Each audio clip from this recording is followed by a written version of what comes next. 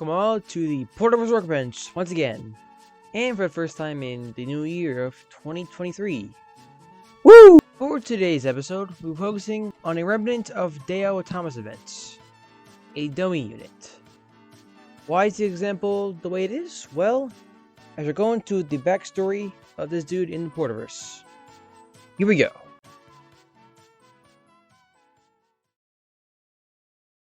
Around the 1990s or so, Dale Autonomous events began to pop up across the world more and more frequently, and many railways began either converting existing engines to look like Thomas, or just buying/building dummy units, some looking out better than others.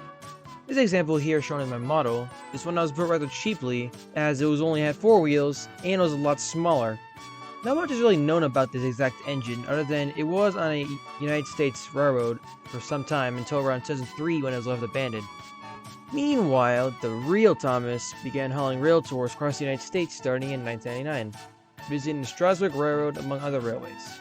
In around 2005, on his other tours, Thomas would bump into one of these dummy units and become rather surprised with them, as prior to that point he had no idea they existed. He was still kind of like cool with it, as you know, marketability and everything. And he got used to it over time, especially after running into more along the way.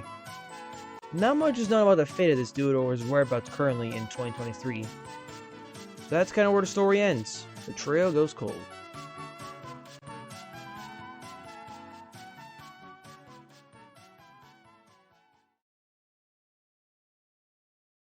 While the trail goes cold on a backstory, the model story is a whole other level. So this was made from an all-engine scope push-along Thomas that was modified to fit on an 040 chassis I had. The chassis being heavily cut down, of course. So I took the Thomas toy apart, and I stripped the paint by submerging the body in acetone overnight.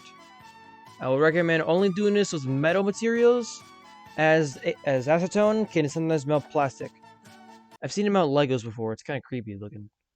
So yeah, after submerging overnight in acetone, I took out the metal body, and I scraped it with a metal wire brush to get all the paint off. Once that was done, I washed it off with some soap and water just to make sure it was extra clean. And then I primed the boy with some primer. White primer to be exact. Any brand works really. Then after letting that dry overnight, I began doing a hydro dip on this. It's very simple, you just take a bucket of water and spray it on top of the surface. As the whatever pattern floats on the surface, you can slowly dip anything into it and it'll replicate the pattern onto the whatever you're hydro dipping, you know? That's what I did with the body. This was my first time doing a hydro dip on anything, so it looks kind of rough here. But I figured since it is meant to be an abandoned engine, it kind of works. Think of it as graffiti. So yeah, after hydro dipping the body, I let it dry overnight again. And while that was drying, I began doing all chassis work. I had to cut down and remove the motor. Motor was gigantic, I had to tell you. And then I had to remove all the gears inside and all that stuff to make sure the engine free-rolled smoothly, as there's no motor in this engine, sadly. And then I took a blue paint pen to the wheels to make them blue to match. Well, sort of match, but you know. And then I repainted the toy smoke box black, as the toy I got was originally like a sparkly blue. And then I also repainted the whistles gold, as they were just yellow, and I wanted a more realistic whistle. And then took a black paint pen and painted the top of the running board black to match the railway series a bit. And then I took a hot glue gun, and then I mounted the chassis, but then afterwards, I took the tip of the hot glue gun using the heat, and I melted down the face's nose. And then made a huge melt mark you can see on the left side of him. So I can make it look like it was abandoned and worn down over time, you know? And then after a coat of matte clear, he was done. Well, I also forgot to mention, I drew on some number 1s with gold paint pen. Just to make sure you know who it is. That was my abandoned Dale Autonomous dummy unit. But we are not done here. We still have some more bench updates. So, if you remember seeing a community post a while back, you'll see that I made SpongeBob's house in HO00 scale. Well, that's not the last of it. I've also made Squidward's house from the same guy who made the print. So I'll put a link in the description so I can find the print. And for those wondering, yes, I do plan to make Patrick's house. Just need to finish him up. He is almost done, I promise. So yeah, that's kind of the whole Porterverse Workbench as it is currently. Thank you all very much for watching, and I will see you all in the next video. At last, we return to the Porterverse Workbench. This episode will focus on the one and only Red Snapper, who is a background hunter. Technically, he's in a official OC of mine. Well, yes and no, as he's just meant to be a background engine just put into the backgrounds of videos to fill up space. He's not meant to have a character in it or anything. But he does have the name Red Snapper, as I felt that given his livery, suited him pretty well. And that he's meant to be more of a dockyard shooter than anything. So yeah, now then, let's jump into how I made this oddity of a model of Red Snapper.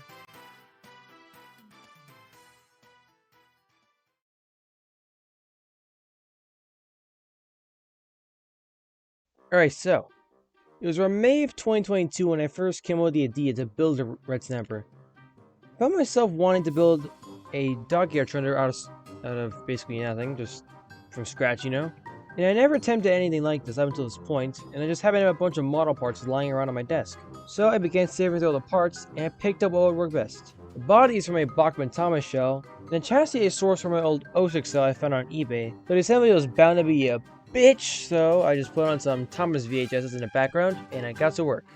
The elephant in the room is obviously the chassis, as the body had a lot of overhang over the chassis. So I took an old solder from another model, I bent it and screwed it into place to support the back half of the body shell. I then took measurements and designed and 3D printed a running board, and after gluing everything down, I used some index strips, painted them black, and glued them to the sides of the bent side rod to make it look like the chassis extended to give it design unity, you know? Which makes it look a lot better in my opinion. Since the running board was a little bit off in its measurements, I took a Q-tip, I cut it down, and I used that as the back running board buffer beam. And then used an index card that was folded with masking tape and used as the buffer beam. That was kind of weird, but yeah, it works. So after all the building process was done, I got to painting. I primed the boy with some brush-on gray acrylic. I recommend using actual primer, but this does work if you have this on hand. And so after about a day of drawing, I went to town with a Barn Red acrylic by Delta Creative.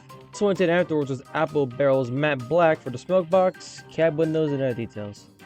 After that, I went with a silver Sharpie for the cab windows, and I used a tiny screw for the whistle. I know it looks weird, but like I said, background engine, so. And then also used a bell from a busted Bachmann 06 though. Then I went back with the black paint and did the lining, using toothpicks and very tiny brushes. And I was constantly going back and forth between the black and red colors to ensure the line was neat. After that whole ordeal, I painted the wheels black. I then designed and 3D printed a smoke box door, as this was a Bachmann Thomas, so it only had a face, and I wasn't planning to use a face for this. So a smoke box door would be needed. After it was printed and everything, I lined out the hinges in silver, glued the thing onto the front, coated the thing in matte clear, and boom! Red Snapper's complete. He isn't powered sadly, but he does free roll. Sort of. I do really like this model, as it's one of my first scratch builds, but I would like to redo his chassis in the future, hopefully power him as well. I also wanted to give him some buffers eventually. That'd be a really nice addition, I'd say. But for now, Red Snapper serves his purpose as a background shelter. But we're not done yet. We still have another model, what I like to call my theme park Gordon. This is in the same league as that dummy Thomas unit I made a while back. And I like to imagine this Gordon ran on the same line as that dummy unit. However, after the railroad went defunct, it'll be sold to a theme park instead of being left abandoned. And the theme park repainted his engine into new colors to get rid of the Thomas licensing, as they didn't have the rights to it. Instead, they gave it a new chassis and put it to work on their theme park's railway. And it served, not much known about it, but it was believed that it served pretty well until around 2012 when the theme park shut down. And of course, like the last unit, Thomas would eventually stumble upon this dummy unit abandoned in around 2014. So hence why it's in a dusty shape. So yeah. This kind of story of this dude. It's made from an all-engines Go Gordon, which I took apart and changed the chassis and painted everything different colors. Self-explanatory, you know?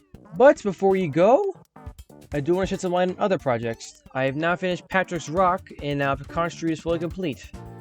Super proud of these. It's all 3D printed with resin, and it's super nice. Really love it. I also have Murdoch and Kenji in the works as well. Kenji should be arriving in the mail by the time this video goes up, and Murdoch is set to arrive within a week or so. And I am very excited for these models. I've been wanting to make this guys for a long time. Super excited for the future of this series. Oh yeah, I also have a TikTok page, so go follow me there. I post videos occasionally there. Pretty fun.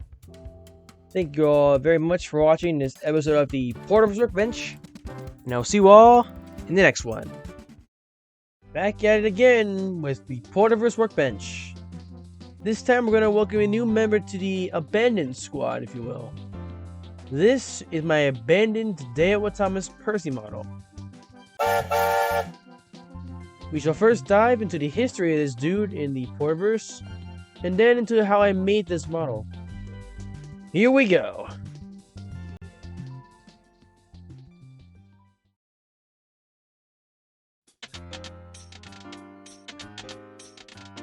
So if you recall from previous installments, you'll remember that the ttte Thomas events began to increase in frequency in the 1990s. And many railroads would either convert existing engines to look like Thomas characters, or build their own dummy units out of spare parts lying around. And these dummy units in particular varied in their accuracy to Thomas and all of us other friends, you know. One certain railway made several dummy units, including the smallest version of Thomas, Henry, Gordon, and Percy, among others. These are made using old chassis parts and flatbed bogies that were just lying around at the railway at the time. To their credit, they were actually pretty decent given their accuracy and the circumstances. And the railway thrived for a brief bit as well. But eventually, bankruptcy would kill the railway that built these dummy units. By around 2002 or so, the units were either sold off, placed in sidings or abandoned, or just scrapped altogether. The dummy Thomas unit was never sold and was eventually abandoned in a siding and was completely covered in graffiti by around 2005. The Gordon and Henry units were sold to a theme park where they were motorized for hauling trains around the park. And the Percy dummy unit was sold to a train-themed restaurant that was set to open up in the outskirts of Pennsylvania near the Canadian border. The unit was repainted, albeit rather uninspired, as it was still very similar to Percy, and was placed inside the restaurant as a display piece. In around 2018, the restaurant eventually added an outdoor area, and thus the dummy unit was moved out to there. It was also around this time in 2018 when the real Thomas found it on tour. This is kind of where the whole story for this guy ends, as he's still at the restaurant today.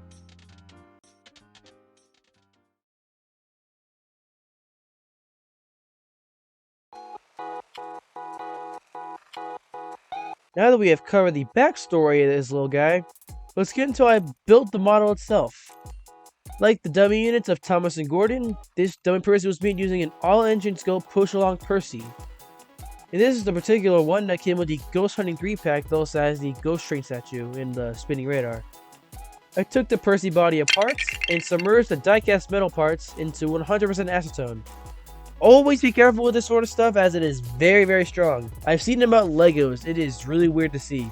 Anyway, so after letting it sit overnight in the acetone, I took a metal wire brush and used it to remove all the old paint.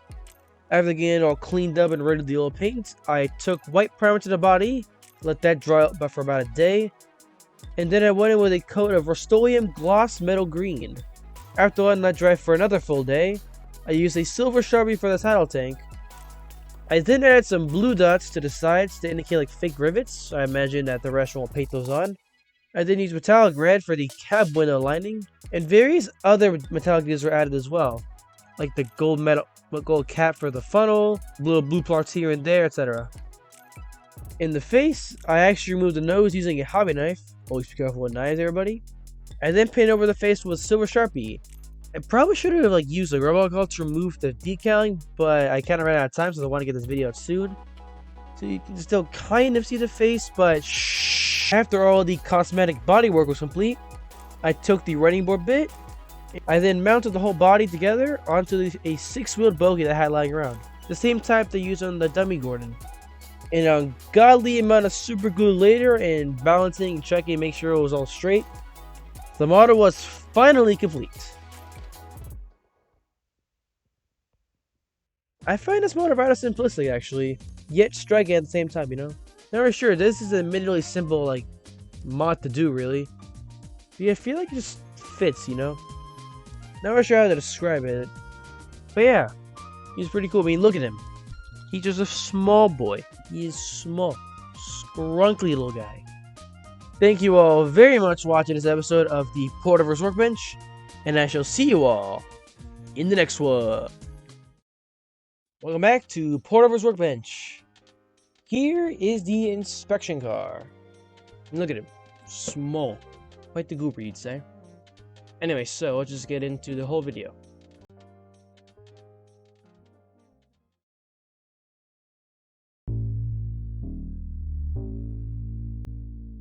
The backstory of this scrunky little character is fairly loose in the Porterverse.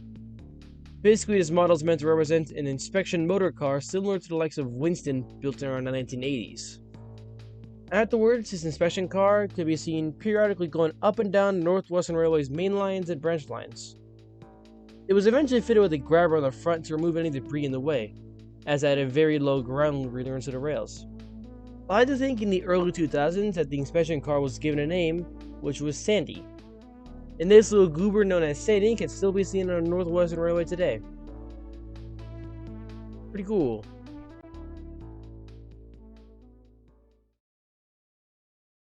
Now for the model work. The inspection car was made using an all-engine scope push-along Sandy. Like a few other models you've seen before, I took the whole body apart, sprayed every usable piece in primer, and then afterwards I applied Rust-Oleum Colonial Red to the main body. I then used Silver Sharpie for the running board. I was going for a Santa Fe style look for this model, and I also used Gold Sharpie for the window trim. I then got to work on the chassis. Like the Goobers, this is meant to be a free-rolling model. I used a bogey I had from an old flatbed just lying around. I almost used them on another model, but that's another story. I used a couple of Lego pieces to get the proper height for the model so I can still roll freely without any interference from the body. I then superglued everything in place once everything was fitting just right. The cab roof was painted black and then cut down a little bit so I can fit into the model better. I then took the face and sanded off all the decals and sanded it relatively flat. I took Silver Sharpie to the front of it, and then I used gold trim using Gold Sharpie. I then went in with a black paint pen and just made the grill mark indications, you know. I then took the grabber, added a little bit of gold to the sides of it, and then glued it in place. And after spraying the model with the clear coat, boom! Sandy the inspection car was finally complete. Look at this little goober. So small. So yeah, more goobers. Gotta love them, eh? Thank you all very much for watching this episode of Porterverse Workbench. I shall see you all in the next one. Welcome everyone to the one and only Porterverse Workbench. And this is a surprising little model. Given all the teaser photos I was dropping earlier in the week, you're probably thinking it's going to be someone like Connor Kenji. But no! It is Speedster Toby. You just got coconut mold. So I guarantee how y'all are wondering, how in the flying fuck does this even work in the Porterverse? Considering that this doesn't look anything like Toby minus the paint scheme. Well, that's what this video is for. So before we go into all the model work and how I built it, let's go into the official backstory of this Speedster Toby dummy unit in the Porterverse. Here we go.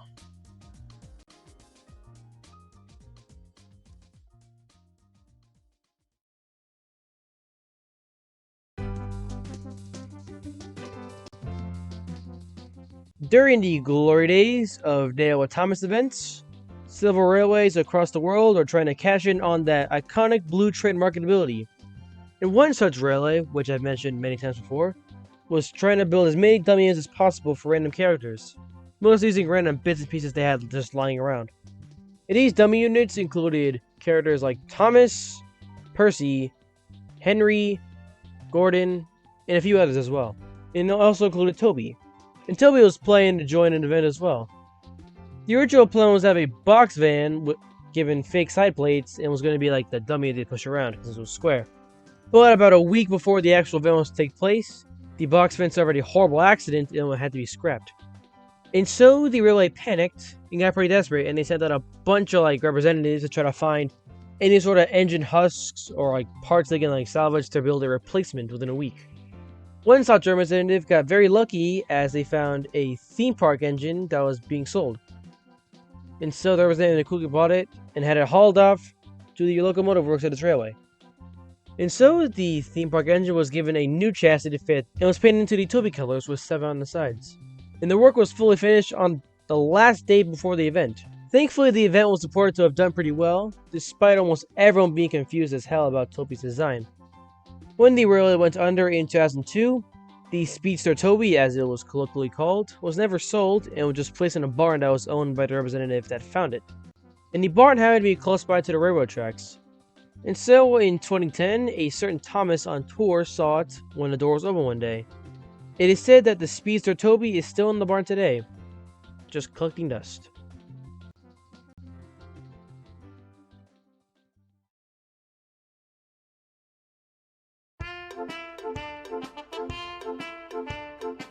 The model of this Speedster Toby has very interesting origins. You see, a while back I was in a Walmart just running errands for the family and everything, and I figured might as well check by the toy aisle and see what little things I could possibly find for any model work. And I went to the toy aisle, and there was they had a few push-along engines that were on clearance. And this one I bought Kana and Sandy, both of which I turned into models. It was like $2 as well. It was a really good deal. Like all the other goobers, I took the whole body apart and then painted each piece of the body in their respective colors. I then took the front of the face, cut off the nose and sanded it down to make sure all of the decals are off, and then I sharpened it over with silver. I like to think that the face was painted over to avoid any legality of having the engine exposed in the barn. Anyway, so once most of the cosmetic work was done, I then took a 6-wheel bogie from an old tender and slightly modified it to fit under the running board.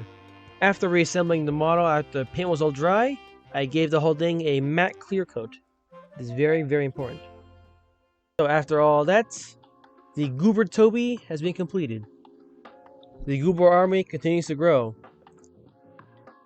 Thank you all very much for watching this episode of Porterverse Workbench, and I shall see you all in the next one. And now, folks, it's time to say goodnight. We sincerely appreciate your patronage and hope we've succeeded in bringing you an enjoyable evening of entertainment. Please drive home carefully and come back again soon. Good night.